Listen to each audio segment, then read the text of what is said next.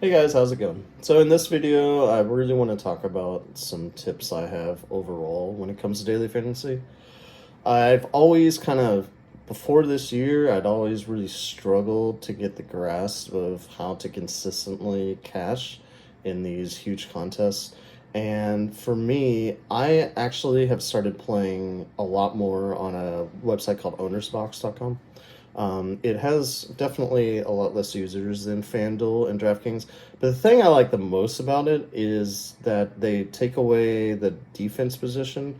I've never been a big fan of having defense in fantasy at all. I've never enjoyed start trying to figure out who's going to score more points on defense. There's been so many weeks that I thought a defense would do really well, and they ended up with negative points. So yeah, owner's box, they don't have defense. Instead, they replace it with a super flex option. So a lot of weeks, most weeks, you'll be starting two quarterbacks on owner's box. And I actually really like that because there's been so many weeks when I like two quarterbacks and I can't really decide between the two. So I really enjoy being able to start both every week on owner's box. And yeah, so I really recommend it to anyone who's looking for a different website to play on besides DraftKings or FanDuel. I'm not a paid spokesperson for them at all. It's just I've really enjoyed playing on them, and they're really good about when you need to cash out. They just at the end of it, they just ask you for a W-2 to be filled out, and you send it back to them, and you can get your money the next day whenever you win a contest. They don't really put up a big fuss like a lot of other websites do. But when it comes to who I like to start from week to week, I really like the number one thing I enjoy doing is pairing quarterbacks with wide receivers. And I've found that that has been a big hit for me this season. Like pairing Dak Prescott with CeeDee Lamb against a pretty weak defense, or A.J. Brown with Jalen Hurts, or you name it. Like the every time you make a pairing like that, if they both go off that week, you're just gonna have so many points. And there's no guarantee that you're going to cash every week. There's just no guarantee to that. Of course, there's so much luck involved in fantasy football. No matter how much you know about it and no matter how prepared you are every week, you will never be guaranteed to cash every week. But those weeks that you do hit, if you have the right pairings together at quarterback and receiver, it is just gold. And like for myself, I've actually landed in the top 10 several times for the main tournament on Owner's Box this year by following that advice. Along with, I like to have some tight ends at my flex positions actually this year, especially guys like Dalton Schultz and Jake Ferguson, sometimes Taysom Hill. These guys are so underpriced, and of course they don't go crazy every week, but if you look at their average production compared to a wide receiver for the same price, it's way higher. And that's where I really like to find really good value at the flex position.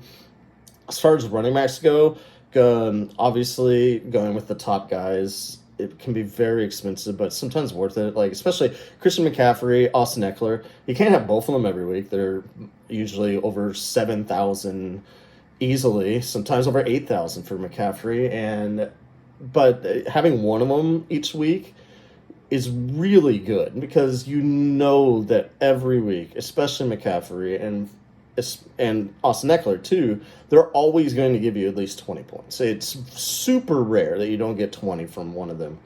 And that I like doing that, and then at the other running back position, I'll usually try to find a cheaper option. And if I put tight ends at my flex positions, especially ones that are less than 5,000, I can usually round out a pretty good lineup. And also another piece of advice I would give is don't try to submit like 100 lineups every week. I see comments all the time everywhere from people talking about, well, of course you won because why wouldn't you? You have more money than me, so you're able to submit like 200 lineups every week and you just got lucky on one. It's not how it works. I used to try doing that. Like you can do it if you want. DraftKings has, 20 cents lineups that you could submit, and you could submit like 200 of them. It would cost you almost nothing to do it. It costs you $50, right? You don't have $50. So you could go onto like a website like Fantasy Pros and auto generate 200 different lineups. Go on there, submit all 200 lineups for 25 cents each. You're not going to get your money back. You know, it's so much better, in my opinion. This is just my opinion. It's so much better to focus on either one or two lineups every week and really put the effort into looking at the matchups and really rounding out your lineup to have more of a balanced lineup than trying to submit as many lineups as you can. Because when you get down to, you know, if you're even submitting 25 lineups, that 25th lineup, it's going to look terrible if you really look at it. And yeah, so that's just a big piece of advice that I have for a lot of people. You know, really just focus much more effort on one or two lineups, and you will find that you have more success than you would with just trying to submit as many lineups as you can every week. So, yeah, that's my piece of advice for this week.